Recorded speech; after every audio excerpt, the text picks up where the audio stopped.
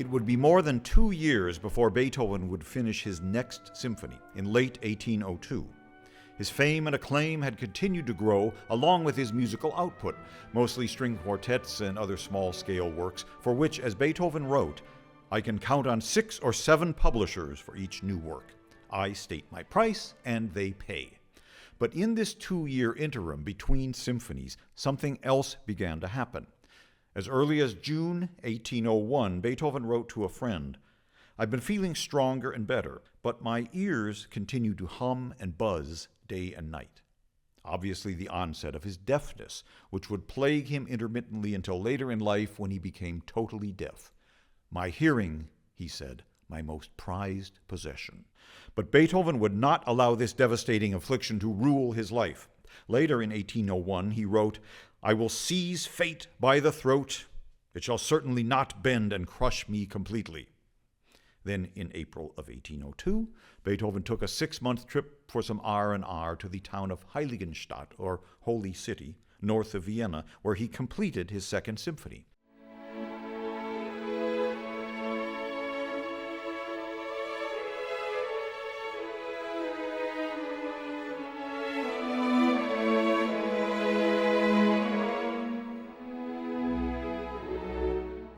Years later, after Beethoven's death, a letter he had written to his brothers during this time in 1802 was discovered among his papers, the famous Heiligenstadt Testament, in which he lamented the emotional angst caused by the prospect of deafness in very dramatic and fatalistic terms. Well, historians, musicologists, armchair psychologists have been at this for decades, attempting to explain the disparity between the despair of Beethoven's Testament and the Second Symphony itself.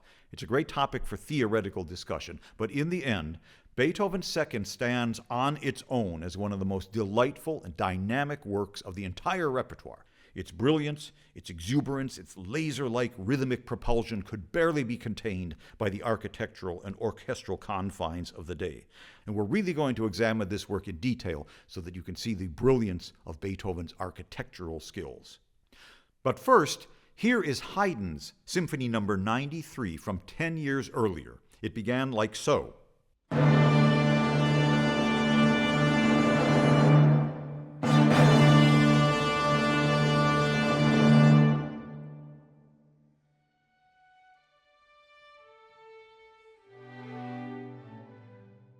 A grand unison D, the tonic key, followed by a gentle theme in the strings.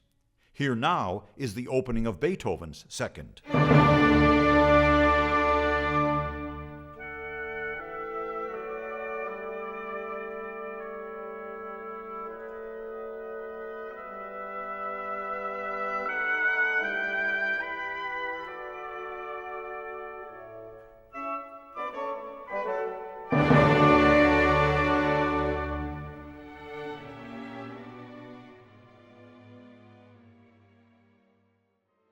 The same grand gesture in the same key, also followed by a gentle pastoral theme, but here oboes and bassoons. But already there's a bit of harmonic intensity in this. That, the raised tonic note, D sharp. Then the big unison repeats, and the strings now take up the pastoral theme, but the harmonies this time are much more chromatic and intense.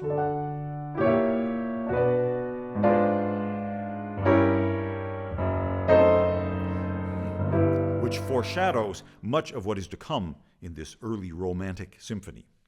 What's interesting about this slow introduction, and just about every other one written during this time, is that the thematic material of the introduction is largely unrelated to the rest of the movement. But the introduction does serve as a sort of improvisation fantasy prelude to the main allegro, as Beethoven had been doing in a few of his recent piano sonatas. The music now, in the introduction, unexpectedly moves from D major to B flat major, like so.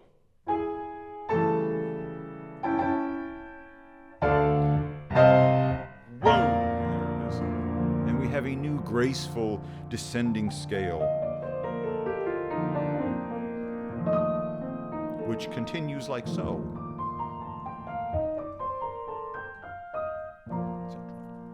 But soon these scales begin to move more quickly, rising mysteriously from cellos and basses with a little shadowy echo in the violins.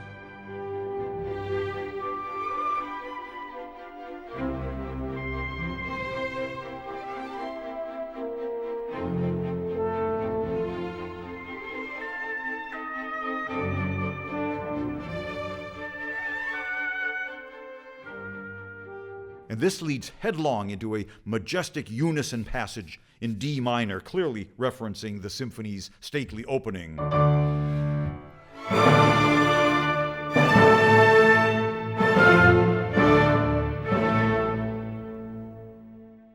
And just as unexpectedly, the music is now calm, even a bit austere.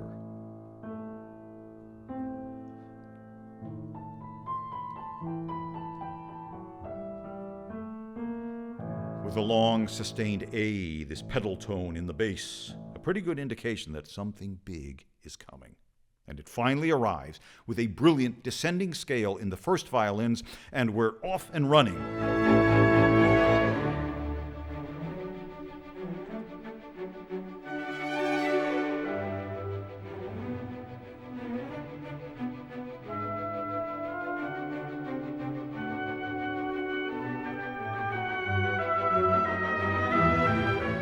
And the exposition has begun, allegro con brio.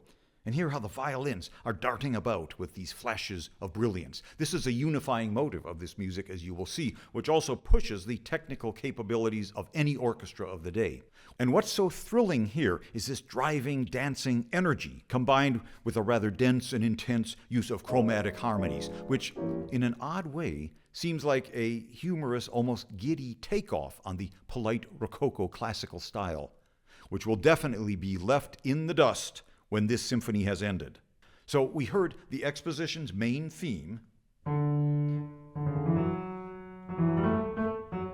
And look what Beethoven is doing here. He's just taking a simple D major triad, la, la, la, la, etc. But he connects each of these notes with this little turn figure, lightning quick like a little atom of energy. And the descending triad is repeated notes. And it's answered by the first violin's extension of this little turn, which becomes this. Now that's very slow, but that's about as fast as I can play it. But you'll hear it just flying through the texture. And all of this is accompanied by rapid-fire repeated Ds to keep this bustling energy going. Here it is again.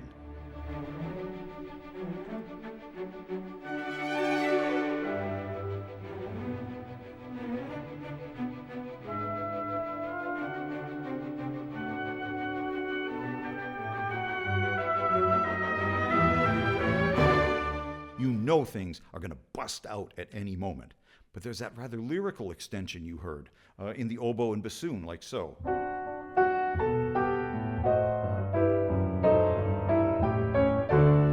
And underneath the prickly energy of the strings and these chromatic harmonies that propel us into a full statement of the theme in D major, but which detours a bit, like so.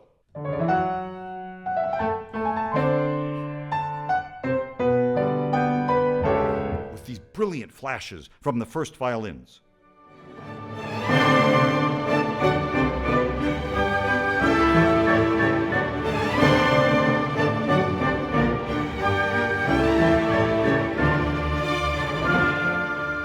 And I was wrong. You heard those laser-like Ds in the first violins as we move precipitously into D minor. Those are indeed taken from the introduction, the very opening of the symphony. Yes, as we now hurtle ahead into this turbulent passage in the dominant key of A. But since Beethoven is clearly in tempest mode, it's A minor. With chromatic scales. And despite all of the fury, it's a very proper transition, even though it's hammering away on the note E, like so. And we finally get our bearings, and we've arrived in the dominant key of A, where we meet Beethoven's suddenly delightful, bucolic, cheery secondary theme, fresh as the morning dew in springtime. but not for long.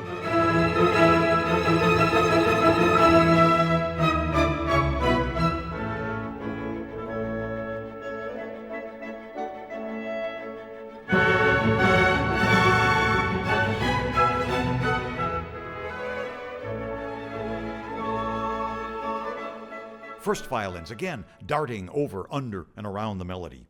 And this secondary theme, according to the sonata plan, is indeed in the dominant key of A major, and is indeed of a more genial lyrical nature. Some of it is. I love this theme, and it's always struck me as something of a rustic pilgrim's marching tune, very perky.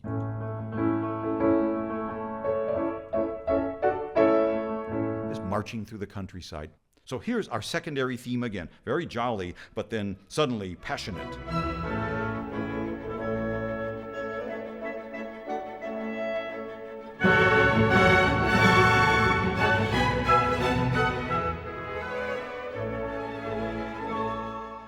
And those crazy first violins now adding a little swirling energy above the woodwinds. And in fact, this movement is something of a virtuoso display piece for the first violin section, like a concerto grosso with those rapid obbligato figures flying around. The music continues now to surge ahead, and I'm wrong again about the introduction, since the symphony's opening gesture, the bum, does indeed return now in the form of these powerful block chords.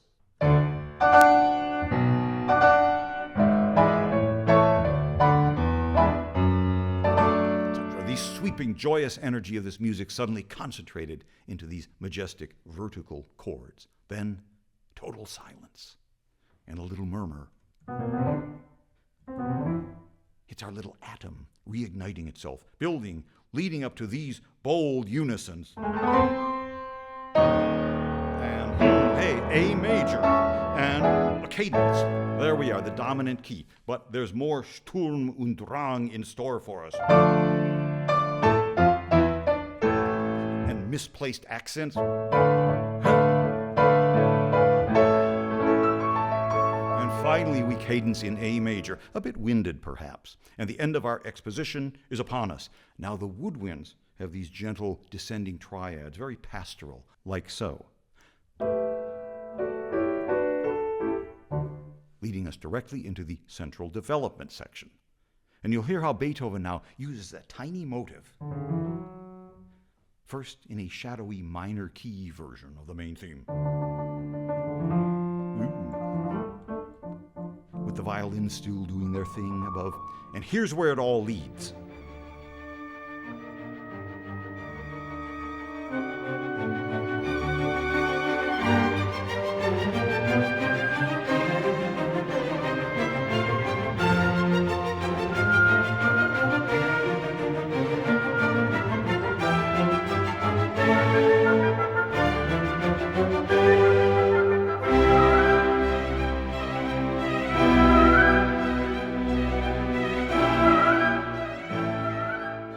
That's how to write a development section. You heard Beethoven introduces this new rugged figure in the strings, like so, over which our little motive is going, and then this new running figure that you heard in the bass, etc. It's very Baroque-like in its character. It will become very important as things progress. And you heard our little motive dashing about, darting over these sustained chords.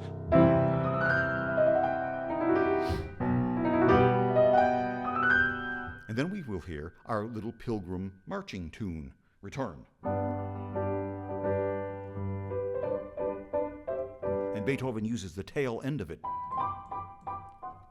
to build and build. And now the march, the second part that we heard, that passionate, yes, becomes even more martial now, like so. And under it, that new running figure becomes the bass. This is how brilliantly Beethoven develops all of these materials. And the symphony's opening thing, the ta-da, yes, it now returns to complete the development section, like so.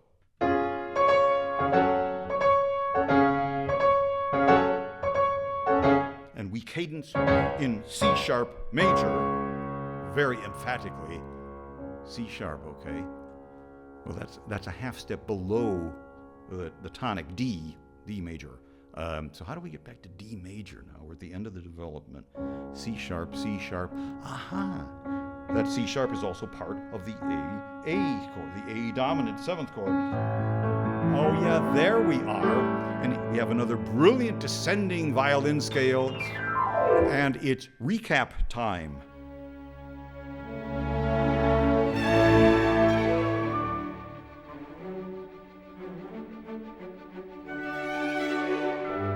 And as usual, the recapitulation follows the basic order of things from the exposition, except that everything now stays in the tonic key of D major. There's that Pilgrim tune again. You'll know I'll play it every opportunity I can get. There's a coda to this first movement, and Beethoven has presented himself with a pretty big challenge. How do you add anything to this dynamic first movement, to tie it all together, that will maintain this supercharged level of energy? Well, in a very bold move, Beethoven now dispenses with themes, motifs, melody, counterpoint, and rhythm. So what's left? Harmony. That's it. The all-important element of tonal music, harmony. At this crucial juncture near the end of the first movement, Beethoven creates a wall of massive harmonic blocks, chords in the full orchestra that seem to be advancing in an ominous, almost fateful way. In this sequence, this progression of harmonies is so unusual and so alarming for its time that it has the potential to either lift us to the height of musical ecstasy or to send the audience of 1803 running for the nearest exit. And here's what happens. So the coda begins, innocently enough, with those descending woodwind triads that led to the development section, like so, which the lower strings now take up.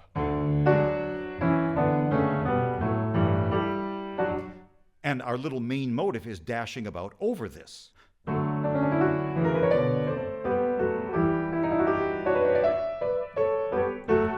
Leading to a big dominant chord on A. And the main motive is suddenly heard rather timidly in the minor key. But it's cut short by a powerful chord from the full orchestra.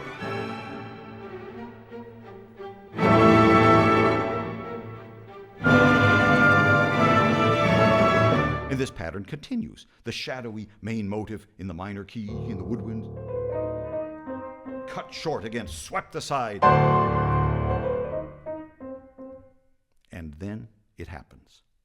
A series of full chords, and as they progress, the harmonic stability of the music seems to collapse.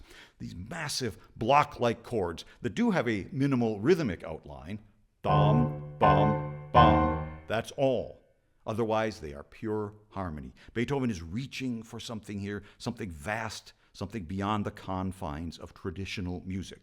Here is the astounding series of chords. I want you to hear the harmonies. They are built on a bass line that is rising in half steps like this. Here is this astounding passage. This is just the outline of the harmonies.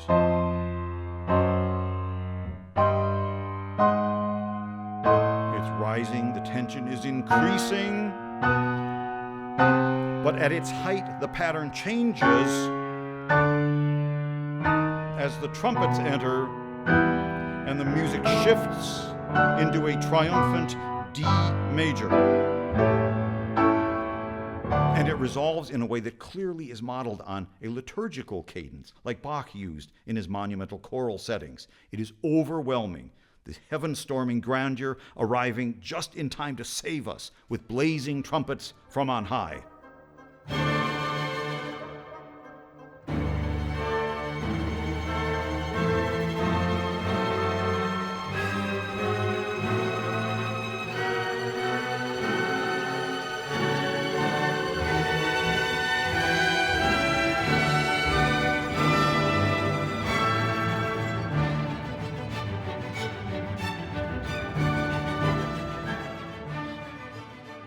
I feel that something very significant has happened here. This entire passage is just too striking. In my opinion, This is the first example of that indefinable cosmic quality of Beethoven's music, where his soaring vision went so far beyond handwritten notes on a page and man-made orchestral instruments played by mere mortals. I have a very strong instinctive reaction to these passages, which will become more frequent in Beethoven's symphonies, and which seem to parallel his intense interest in science, philosophy, and religion as he matures. And again, the thrilling resolution here, the entrance of the trumpets and that liturgical cadence is complete with these very expressive dissonances that we call harmonic suspensions. That's partly why it's so intense. The upper voice descends and collides with the lower voice, which is momentarily suspended, before it too descends. You know this sound.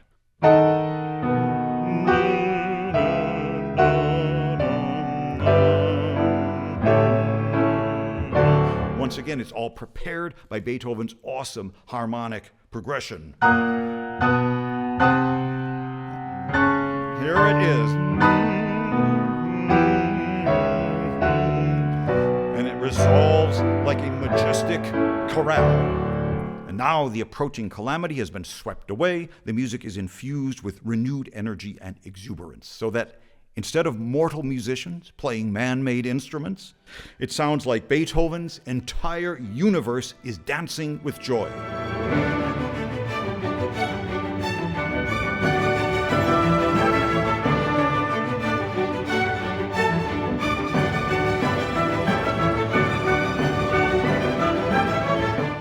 It certainly seems that way, that for a moment, Beethoven's brilliance has exploded the limits of conventional music of the day. And let's think about something else. What, if anything, does this passage have to do with Beethoven's own personal condition, as he expressed in his famous testament? How dark and vast the emotional chasm that threatens to engulf the music before salvation arrives from on high, with blazing trumpets and the key of D major. I'm not claiming that Beethoven intended to illustrate anything programmatic in this amazing passage, but I have to work hard to convince myself otherwise. And the joy is unconfined through the final measures of this first movement. That martial figure that we heard from the development now becomes this.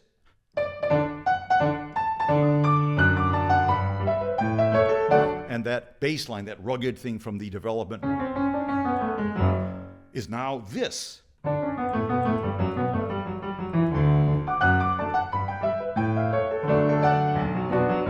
Yeah, that's samba. And the movement closes now with the main motive, both up the D major triad, and then back down. And finally, that big unison D from the very opening of the symphony now becomes a series of decisive and triumphant fanfares.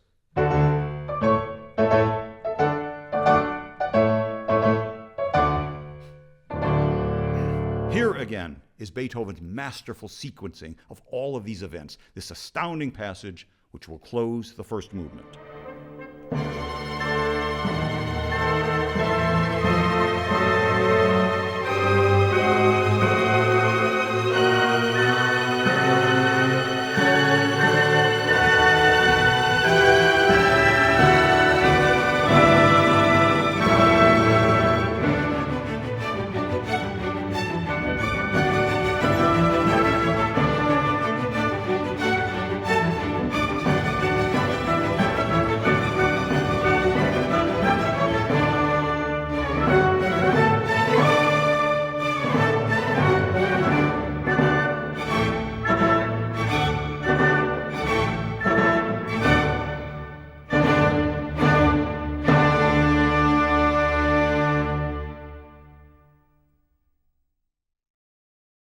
What I find so enjoyable about this symphony is the continual high spirits, this sense of unbridled joy and energy. And this is remarkable in light of Beethoven's personal crisis, as he described it in his so-called Heiligenstadt Testament. And even though the second movement now is the traditional slow movement, I feel that the same sort of energy and spirit and some of the humor from the rest of the work is also present here. This second movement is so gracious, so charming, so excessively ornate in its Rococo-style elegance, that I can't help but feel that Beethoven was, to some degree, purposely overdoing it a bit, that the need to dial back the raucous energy may have resulted in a bit of musical parody here, just a little, but a very loving and graceful kind. The music is so gorgeous. The second movement is in A major, a warm, luminous key, perfect for such exquisite music as this.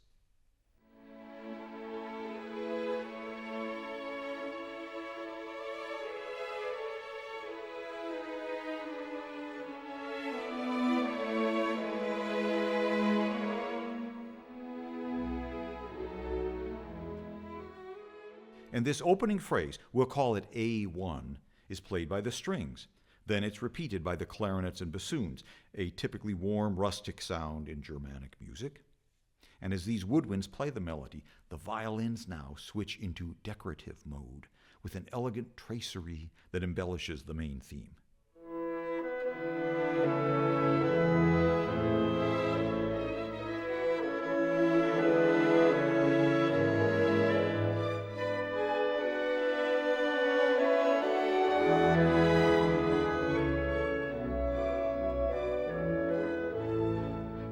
So in a way, Beethoven again uses the violins in an obbligato role as he did in the first movement, but now it's delicate and refined. But this lovely music is not without its sense of conflict, as we begin to sense in the next section, which we will call A2. Again, a gentle flowing tune played by the clarinets and bassoons, which is answered by our gossamer violins. Now it repeats in the minor key.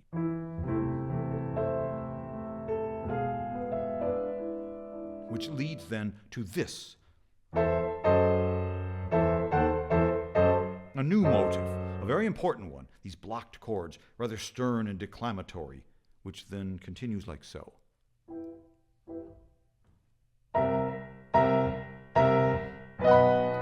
Which deposits us now in the dominant key of E major. So this must now be the secondary material, the B section, and perhaps we're witnessing the unfolding of another sonata movement. We'll see where it goes. And this new theme in E major, we'll call it B1, is also very graceful and charming.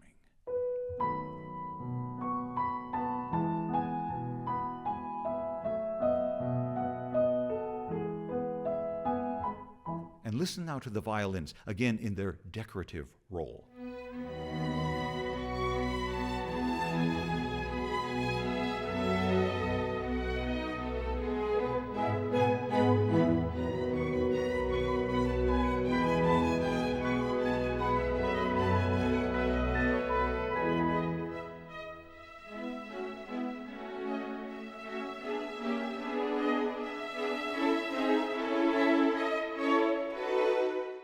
And there, that blocked chord motive, bum, bum, bum, bum. Previously, it was very ominous, you'll recall. But now it's much more gentle and refined. It almost sounds like a dialogue within the string section.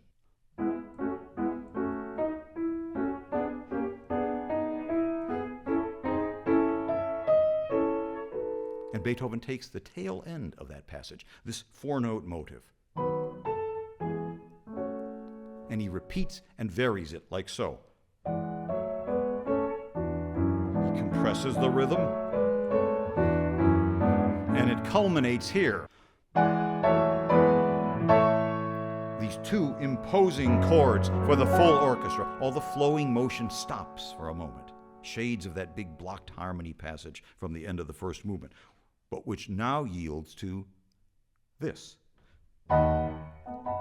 A gallant-style fanfare, followed by, and another one. So in response to the grand, imperious orchestral chords, we get this delicate, winsome passage that just teases us with a series of graceful appoggiaturas.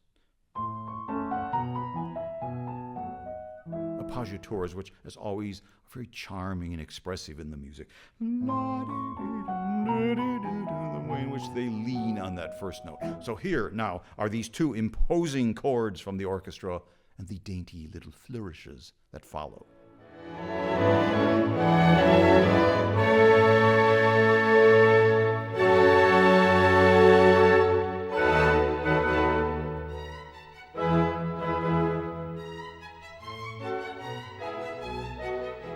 Beethoven is having a grand time, so overly graceful and courtly. It's just so precious. It's not at all where Beethoven's music was headed at the time. But the fun doesn't stop there. We now have this good-natured and hearty theme, which we'll call B2.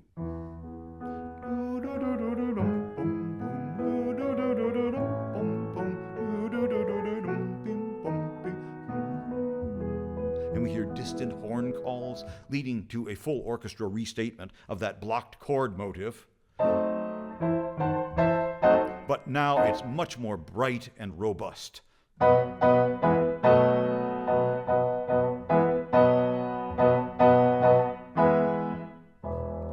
Here is the entire passage, and we will see where it leads.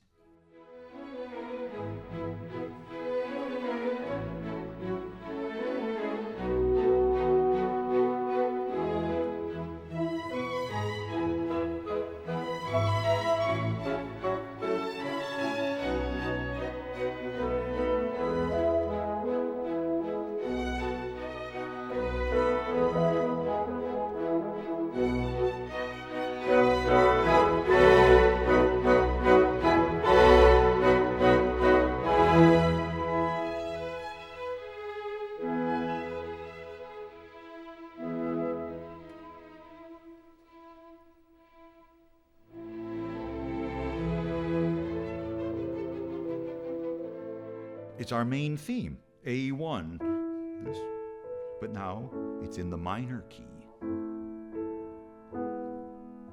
So all of these marvelous things we've heard thus far, the groups of themes, the move into the dominant key of E major, now the main theme returning in the minor key, are telltale signs of a sonata form.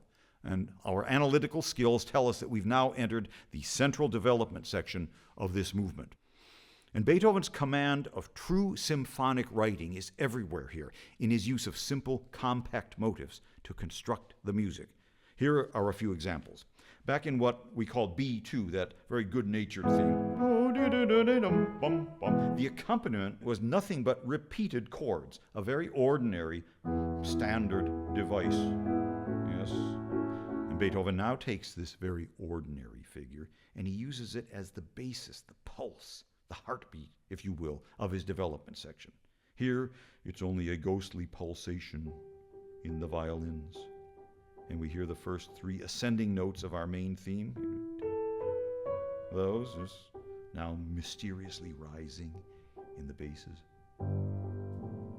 and descending in the woodwinds. Listen how the rhythm changes. Bum, bum, bum, bum. It begins to pulsate as the entire orchestra now becomes this big heartbeat.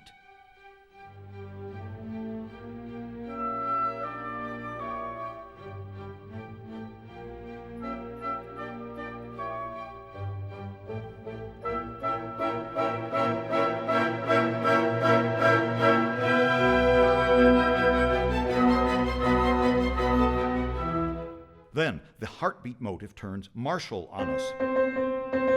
And the main theme dialoguing with the low strings, with more flourishes from the first violins.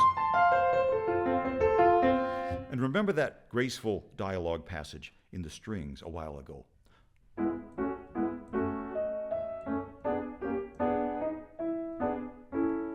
Well, something big is coming. This passage now returns, but it's now in the minor key, and it keeps moving higher, and it becomes more intense. The harmonies, the shifting rhythms, like so.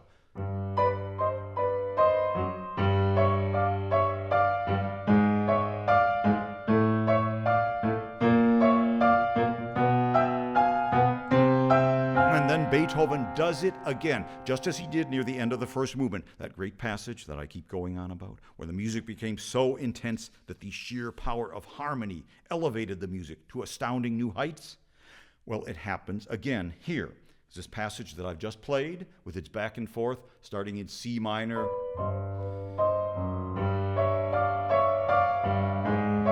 etc. It now broadens and becomes the pulse, the heartbeat rhythm. While the harmonies increase the intensity, there's a sense of catharsis here. And then the tension begins to lessen, to resolve into a glorious A major, which will lead us back to the recapitulation of the main theme. Here is the outline of these harmonies in this great passage.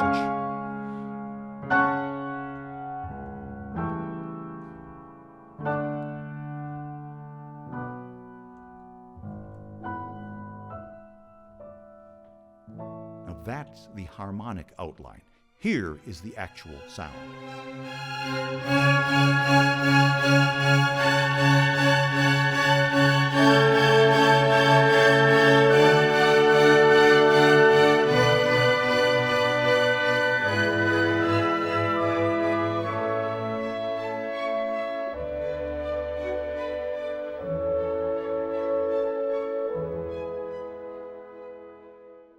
Maybe I'm reading too much into this passage, which so clearly recalls the similar event near the end of the first movement. Just when you felt that Beethoven had reached the breaking point here of intensity, the music blossoms and floats downward in a huge sigh of relief. Or maybe, for Beethoven, some sort of spiritual redemption from the darkness he has just come through. Too dramatic? Too literal? Could be. But as we emerge from this development section into the radiance of the recap, it's clear that we have experienced something very powerful that lies beneath the ornate and refined surface of this second movement, which now becomes even more elaborate in the recapitulation. Listen here to the intricately woven filigree of the violins that decorates the main theme.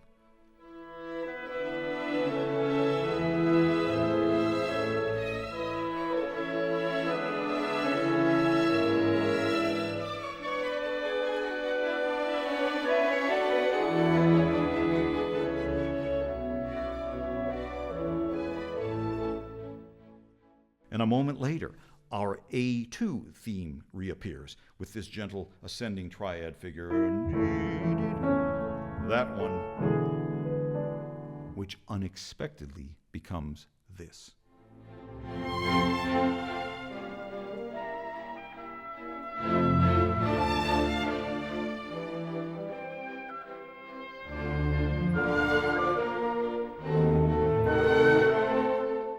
As darkness sweeps across the bucolic landscape, or so it seems.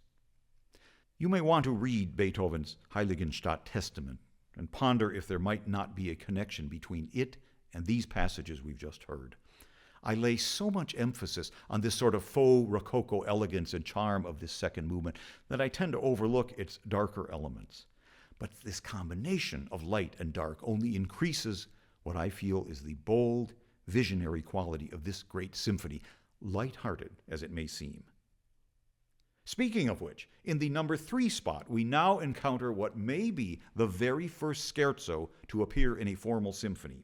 And even though, as we've seen, Beethoven's first symphony minuet was a scherzo in all but name, this one is actually labeled scherzo by Beethoven. So the 18th century minuet is now officially a thing of the past.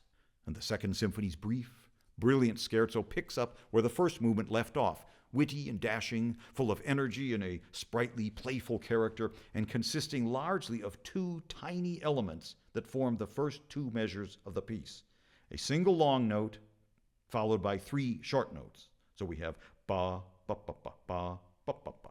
The first note is a big unison, and the 3 short notes are light and chirpy. Sometimes they go up, sometimes they go down.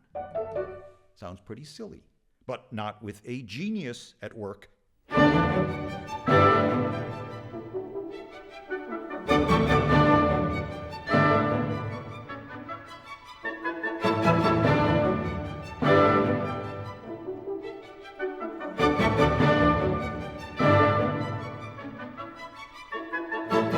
And you heard the music modulated into the dominant key from to this.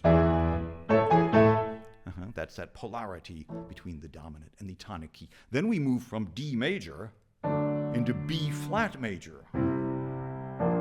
Yes, it's 3 whole steps down.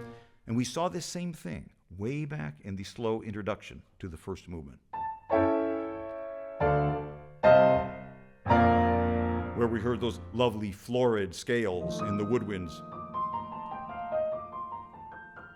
etc. Now in the scherzo, in the same key, we hear this.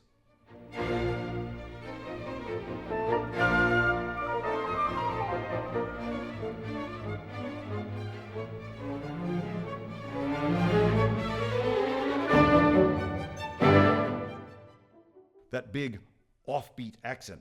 The 1-2, followed by the same kind of florid scales in B flat major that we heard from the introduction. It's almost the same exact notes. And then what about this, which you just heard? Did you catch that? It might be the first movement's main theme, that little atom of energy. It seems that it's returned here in the scherzo. You never know. With great symphonic thinkers, there is an organic unity governing their music. And when you're really grooved in, connections like this, often subconscious, pop up all over the place. And now the scherzo repeats. But instead of a literal repeat, Beethoven continues to spin out his 2 tiny motives, ba, ba, ba, ba, ba, with the 3 notes now bouncing back and forth between the first and second violins. Second violins, first violins, second violins, first violins. Now they join up as thirds. And they now become the accompaniment. And the main motive, ba, ba, ba, ba, now in a new version by oboe and bassoons.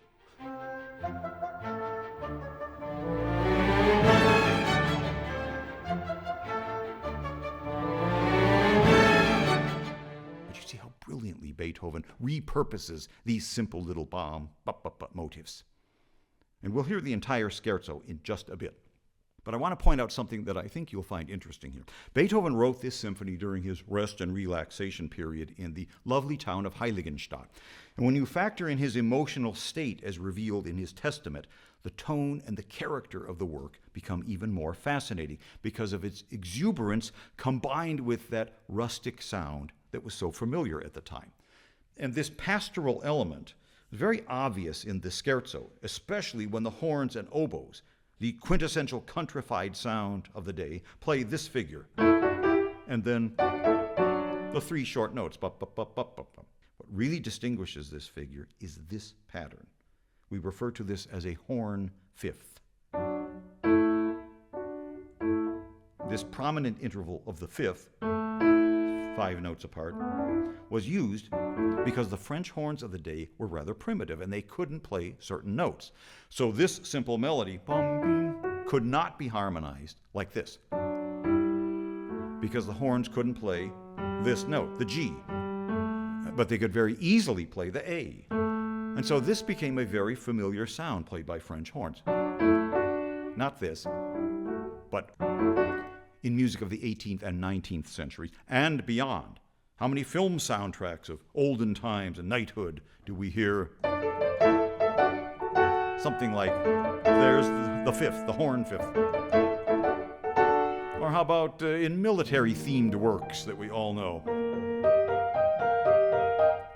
There it is. Or peasant-centric Christmas carols. There it is. So Beethoven's Jolly Scherzo certainly evokes his love of the countryside. And now the trio of this scherzo is an authentic old-world trio, almost. It uses 4 voices instead of 3. 2 oboes and 2 bassoons, but the effect is exactly right, and it's playful and bucolic.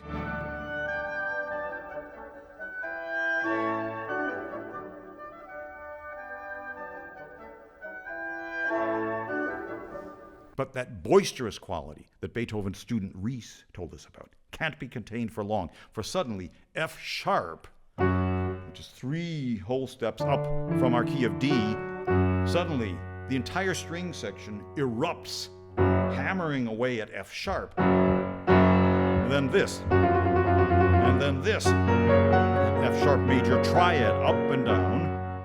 Then it dies away, and a big dominant 7th chord on A from the rest of the orchestra jolts us back to the lovely sound of shepherd's piping,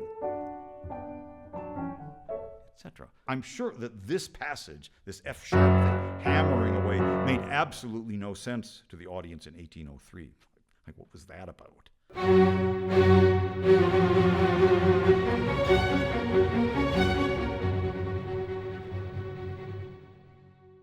In any case, as the form demands, after the trio, the scherzo repeats from the beginning in a somewhat abbreviated version, and all is well.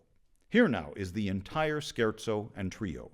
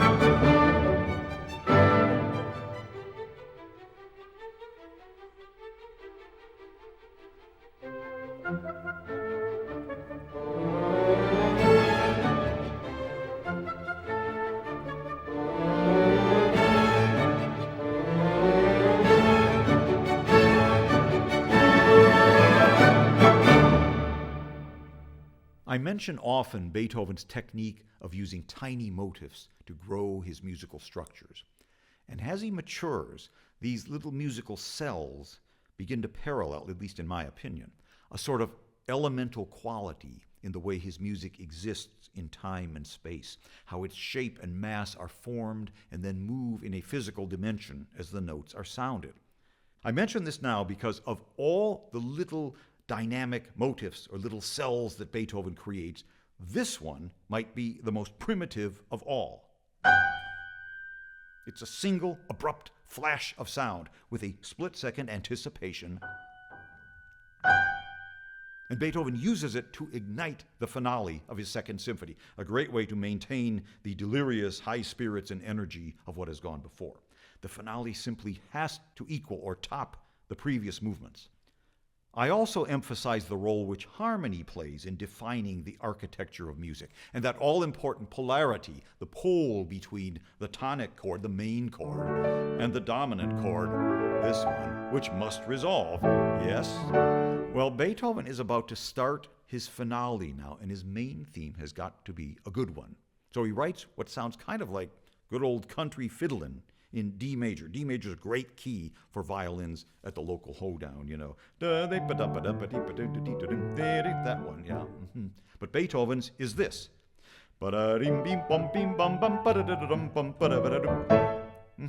I'm leaving out half the notes. The violins play very quickly, go, etc. Now, Beethoven could have just started his finale right off the bat with this tune, like so. But no, he needs a little intro, a little introductory thing to set it up. So, how about this? No, everybody does that in the country. Beethoven is on fire with inspiration here. So his opening little event has to be something striking. So here's what he does. He starts with that dominant chord, that dominant seventh chord built on A, and it consists of 4 notes. 1, 2, okay, so sure, he could just do this. No, that's too easy. Oh, how about this? There's your A seventh chord. No, that's been done before. Beethoven takes the 4 notes of the dominant chord. 1, 2, 3, 4. He arranges them in this order. 4, 2, 3, 1. Okay. Okay, so why not just do? No, that's too dull. Anybody could have done that. What he does is this. He takes that little atomic flash, that little particle. That's the first note. Then for the second note, he trills it abruptly. Then the other 2 notes, numbers 3 and 1, he hammers them out like so. So what we get is this. And there it is. The 7th chord becomes this explosive mini motive that lights the fuse and gets this finale flying.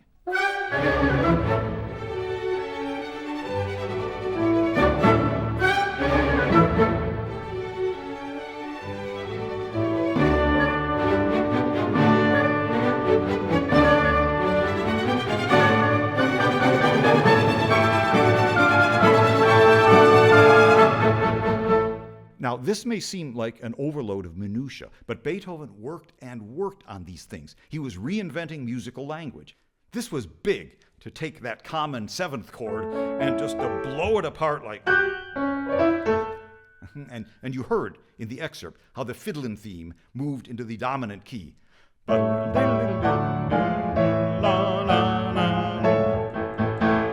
And we've arrived now at a secondary theme, which stays in the tonic key of D major.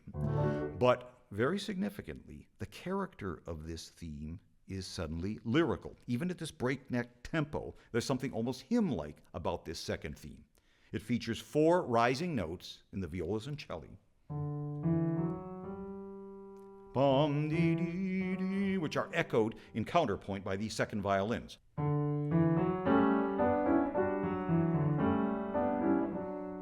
And more upper voices add in, and as quickly as it all happens, there's a calm, there's a serenity to this theme. It's almost liturgical. But it seems pretty clear whether this is a hymn to nature or it may be related to that Pilgrim's marching tune in the first movement. I definitely feel that this sound is an important part of Beethoven's pastoral worldview that's part of this symphony. So here is this chorale-like theme in the finale.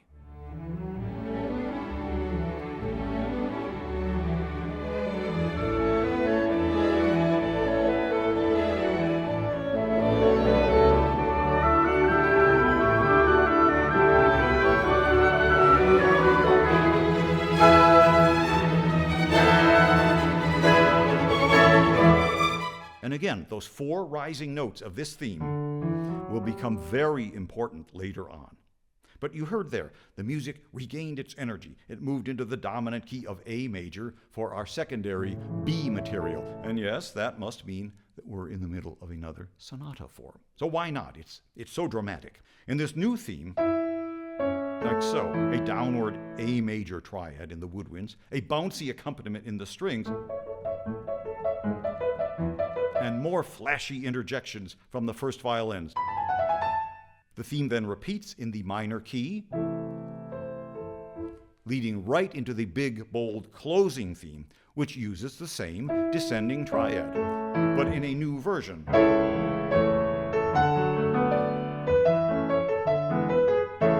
So there's great symphonic unity here. So let's hear the appearance of this chorale-like theme and what follows.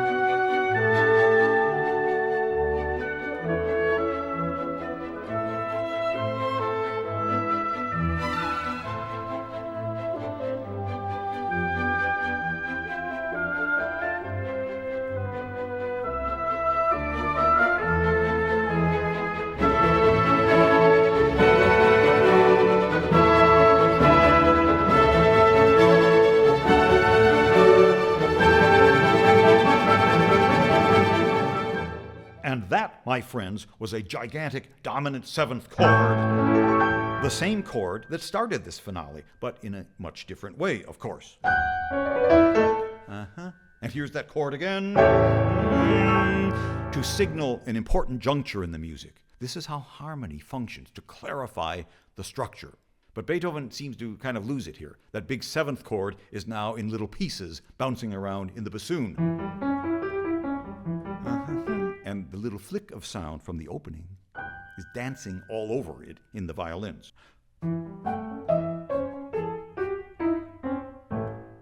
Boy, did he learn a lot from Haydn in the musical humor department.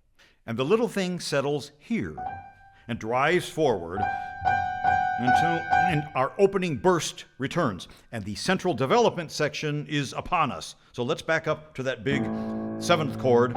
Here goes.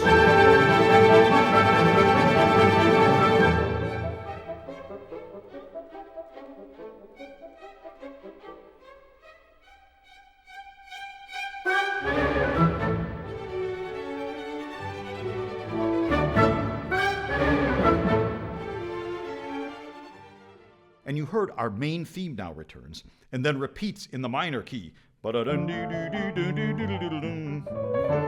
Beethoven then uses his opening in this new form as the drama continues to unfold.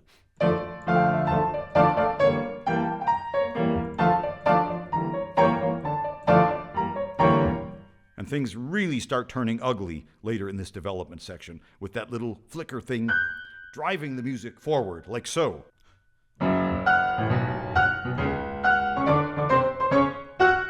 And now it's taken over the entire orchestra.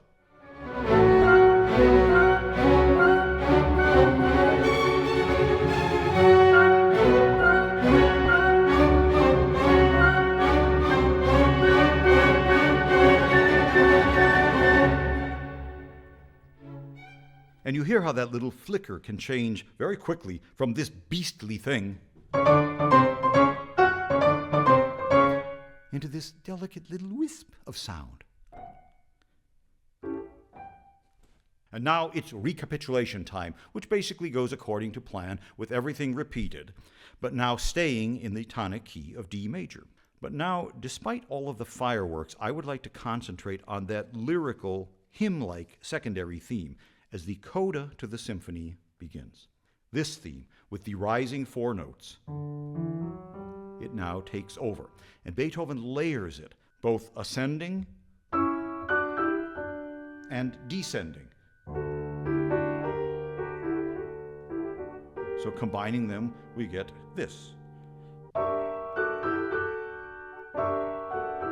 And he uses this to build to a major high point. But listen to what happens.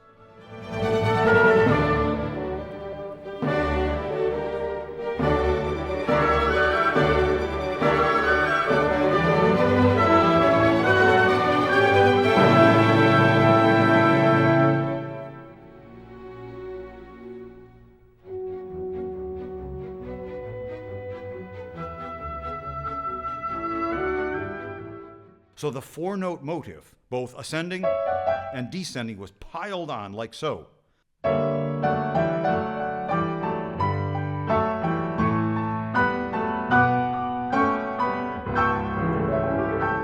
To this monumental seventh chord, the all-important A7 chord, another crucial juncture as the music comes to rest on this chord, which, as we know, must resolve, right, to the tonic D major chord. But it doesn't. As you heard, Beethoven substitutes an F-sharp major chord, abruptly changing the character of the music. And after so much blazing, frenetic energy, suddenly there's a sense of calm, even reverence. And you heard what follows.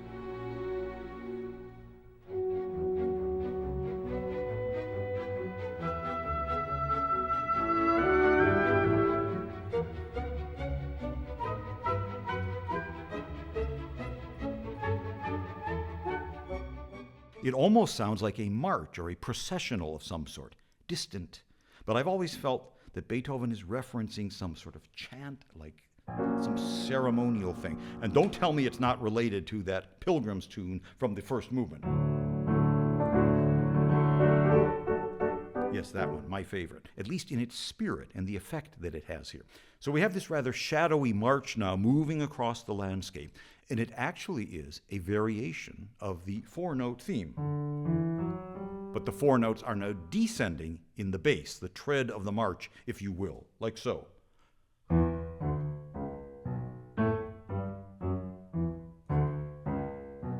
Repeating sequentially, as you heard. And here now are the harmonies in the violins and the violas, which also provide the marching rhythm. And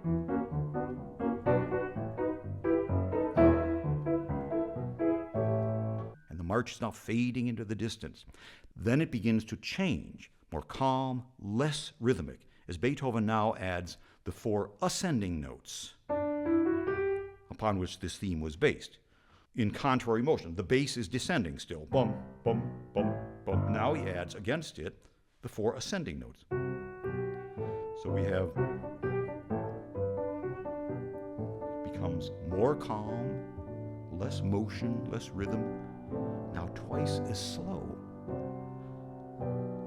as the music achieves a sense of calm, of tranquility, and it comes to rest on this G major chord, gentle, shimmery. I don't want to get too picturesque here, but it must represent something to Beethoven here. The peace, the radiance of nature, perhaps. Sunlight, shimmering. But it won't last long, not in this symphony.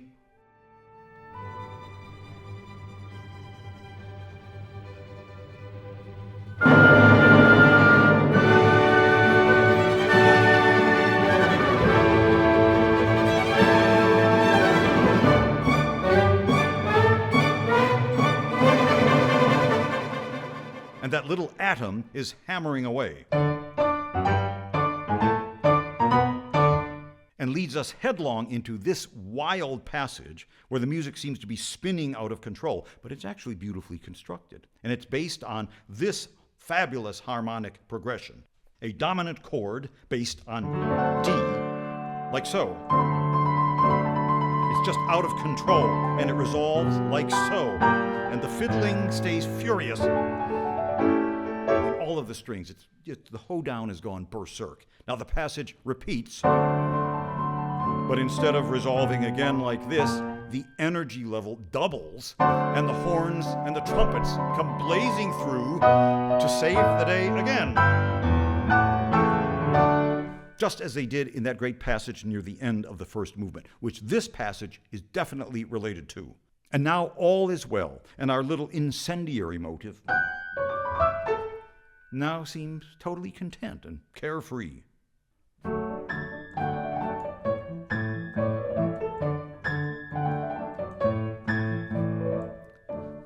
Isn't that just lovely? But words can be futile in a case like this, so let's hear this stunning coda. We will back up a bit, where the four rising note processional thing is receding into the distance, and the music is becoming more tranquil and more shimmery. Here goes. It's now calm and restful, tranquil. Now it's twice as slow, and it settles in G major, a serene vision. But here it comes.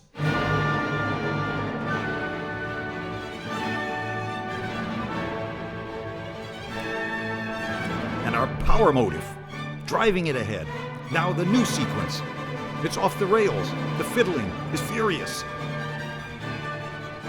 Now it repeats, but rises, and the trumpets are back.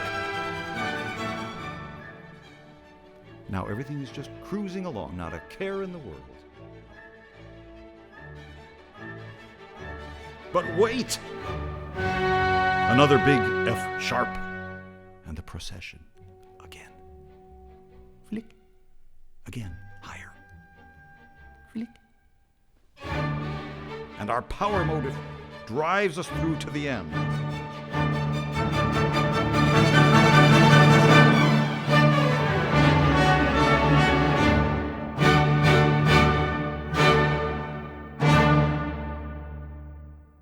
The level of supercharged, unstoppable energy here is unique in symphonic music up to this point in time. Yet Beethoven, the supreme musical architect, was able to rein in and control this frenzy in a precisely constructed, orderly framework, mostly based on the sonata form which he had inherited from Haydn and Mozart. The composer Karl Czerny, you remember his famous Czerny piano exercises that we all loved so much when we were studying piano. He was a friend and a student of Beethoven. Czerny later wrote that around the time Beethoven composed his Second Symphony, he commented to a friend, "I am only a little satisfied with my previous works.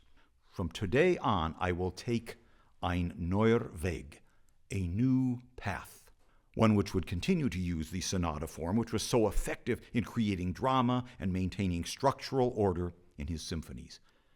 But how to expand the sonata form into something less restrictive, less formulaic, how to retool it to encompass the scope and the depth of Beethoven's expanding musical vision. Now that's something to think about. And he did. And we will see where a simple triad will take us when we continue. I'm Lawrence Rapchak, and thank you for listening.